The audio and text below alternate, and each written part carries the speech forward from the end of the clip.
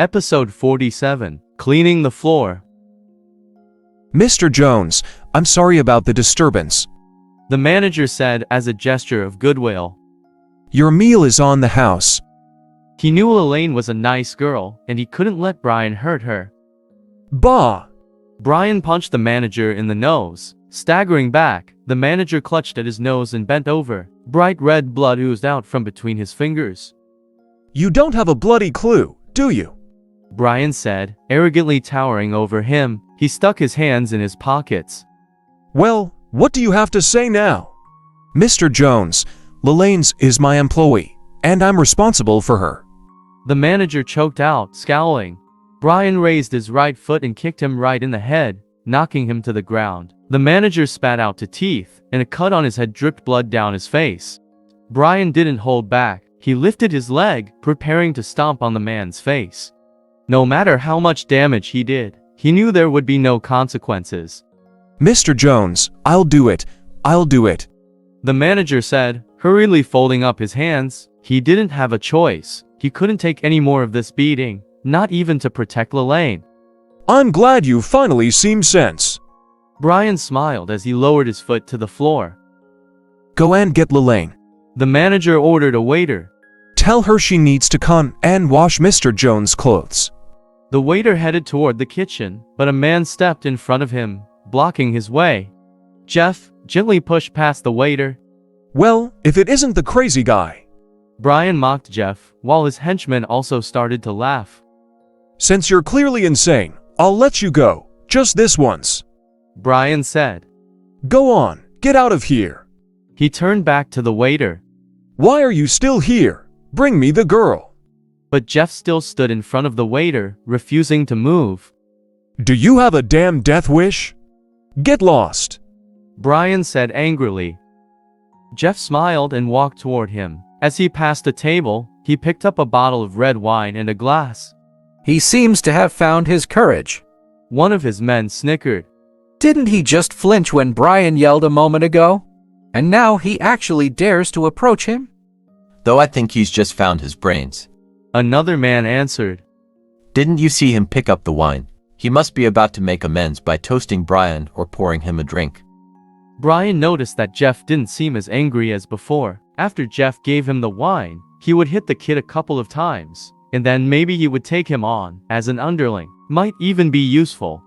As Brian considered what he was going to do, Jeff walked up to him and poured some red wine into the glass, filling it right up to the brim. You're an idiot, Brian said, reaching out to take the wine. How am I supposed to drink this when it's so full? His hand never made contact with the glass. Jeff threw the full glass of red wine into Brian's face and it hit him right in the eyes and went up his nose. He splattered and bent down, trying to get rid of it. Ah! Brian wiped his face. He couldn't open his eyes properly without them stinging, so he could only squint at Jeff. I'm going to kill you. His vision was blurry, so he only saw a black shadow attacking him. Before he could react, he heard a smashing sound and felt a sharp pen across his forehead. More wine flowed over his face. This time it was mixed with blast fragments. Ah! Brian screamed and collapsed on the ground. He touched his hand to his forehead and it came back completely red. Jeff was still holding the broken wine bottle in his hand, while the other pieces of glass were scattered on the floor. Why are you all just standing there? Brian shouted at his men. Kill him! His men simply looked at him with troubled expressions, not daring to take any action. Jeff's unexpected behavior had stunned them all, and they hadn't yet regained their composure. They were all staring at him with respect, not even daring to breathe too loudly. Jeff casually threw away the broken bottle, shocking everyone present. Sneering, he walked slowly toward Brian, who was growing scared. No longer caring about keeping up appearances for his men, the gangster used his elbows to edge backwards, trying to keep his distance. I'm really curious. How did someone like you end up in charge? Jeff placed his foot on Brian's face. He looked down at him and coldly said, If I ever see you again, I'll make sure you regret it. He ruthlessly put more of his weight on the man's face to teach him a lesson. Then he reduced the pressure and took 2 steps back. Wait, I want to stay and finish eating before I go, Brian said. Jeff turned around and saw Brian looking at him. his expression respectful. Jeff laughed.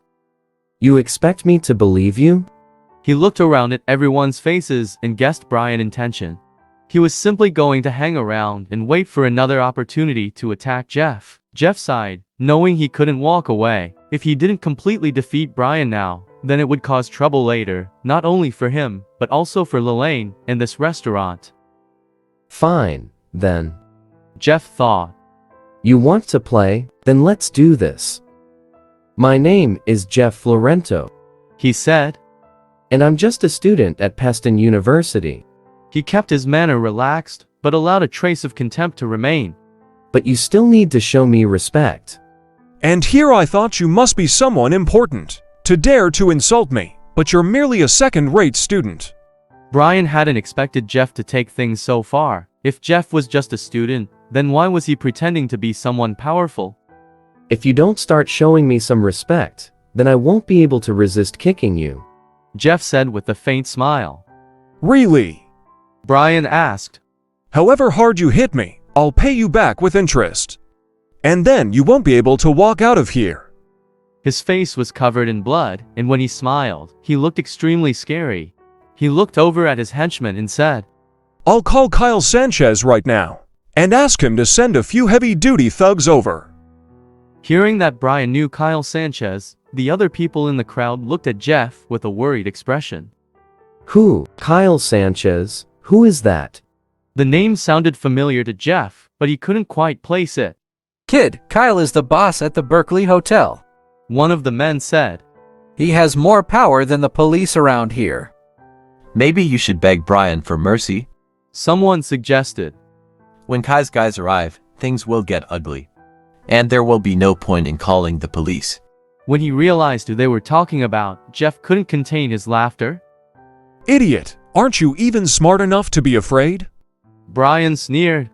If you dare to come at me, you'll regret it. He pointed to the floor in front of him. Get down and grovel at my feet. Call me master and beg for my forgiveness 3 times. Then, when you've cleaned the floor with your tongue, I might consider letting you go. I've already warned you to be respectful when you speak to me. Jeff said as he walked up to him and kicked him in the leg. When Brian bent over, Jeff kicked him in the head. You! Brian was dazed, trying to shake off the blow to the head. That's it. I'm calling Kyle. You've done it now. Jeff crossed his arms and looked at Brian as if he were looking forward to watching a good show. When the call connected, Brian sneered at Jeff. Mr. Sanchez, I'm Brian. No, not him. No, Barry is a car salesman. I'm Brian, not Barry. Right, Mr. Sanchez? Do you remember that night a few weeks ago? I was at your place, and I was carrying a suitcase. It took a long time, but he finally got Kyle to remember him. Sorry for disturbing you. Brian said, his tone is respectful. But I have a small problem. I was hoping you could send a couple of your guys to come here to deal with someone.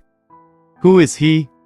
Brian was only able to ask for assistance because he had recently given Kyle some money. Kyle definitely wouldn't help him deal with anyone powerful, but on this occasion, Brian glanced at Jeff and grinned. Not some big shot or anything. He's just some student at Peston University, Jeff Florento.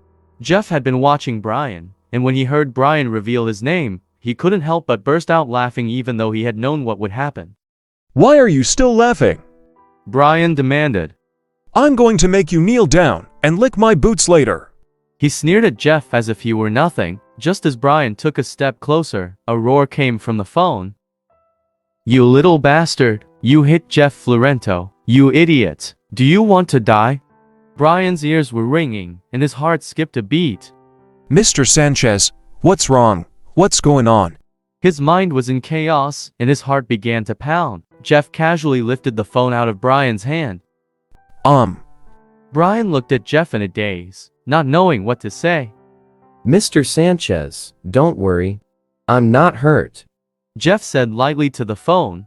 In fact, Brian here made an excellent suggestion earlier, and I think we should let him try it out. He glanced over at Brian, who still didn't understand what was going on. He was growing nervous. He said to get down and grovel at his feet, while calling him master and begging for his forgiveness 3 times. Oh, and then I had to clean the floor with my tongue. Jeff listed Brian's demands. But I think he should be the one to do those things for me, don't you? Brian stared at him. Mr. Sanchez wants to talk to you. Jeff said, handing the phone over. Brian put his phone to his ear. Hello, Mr. Sanchez. As he listened to what Mr. Sanchez said, Brian's heartbeat sped up and he swallowed hard. By the time he had finished speaking, Brian felt sick to his stomach. Every part of him trembled and his legs felt weak. He wanted to kneel on the ground and beg for mercy.